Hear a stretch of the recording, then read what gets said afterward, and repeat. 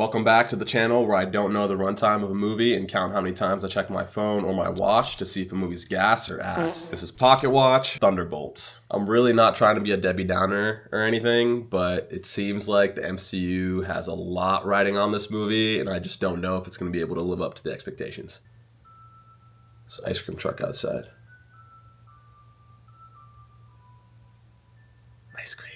What really gives me hope for Thunderbolts is that it has two of the best actors in the MCU. I think out of all the actors that have been in Marvel movies, Florence Pugh and Sebastian Stan are easily in the upper echelon.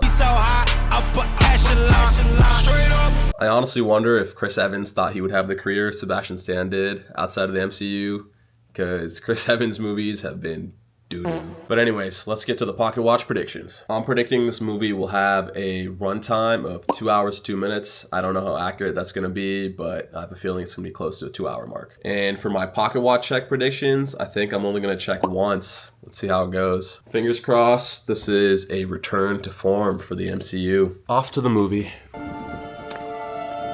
We come to this place for magic.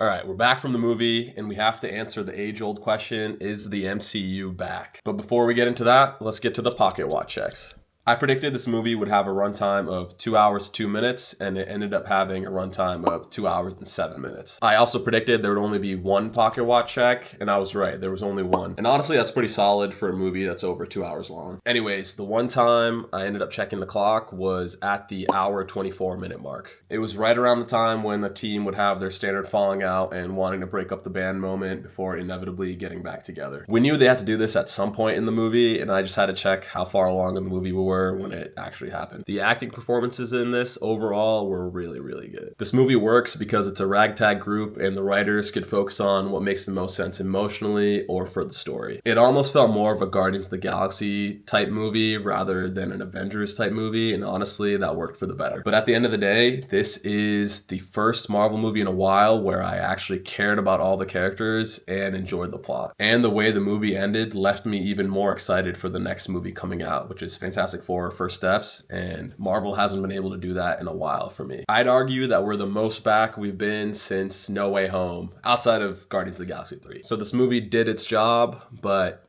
as a movie overall, I don't think I can give it more than a 3.5. I think I would give it a 3.75 if that was possible, but I'm only doing half stars, so 3.5.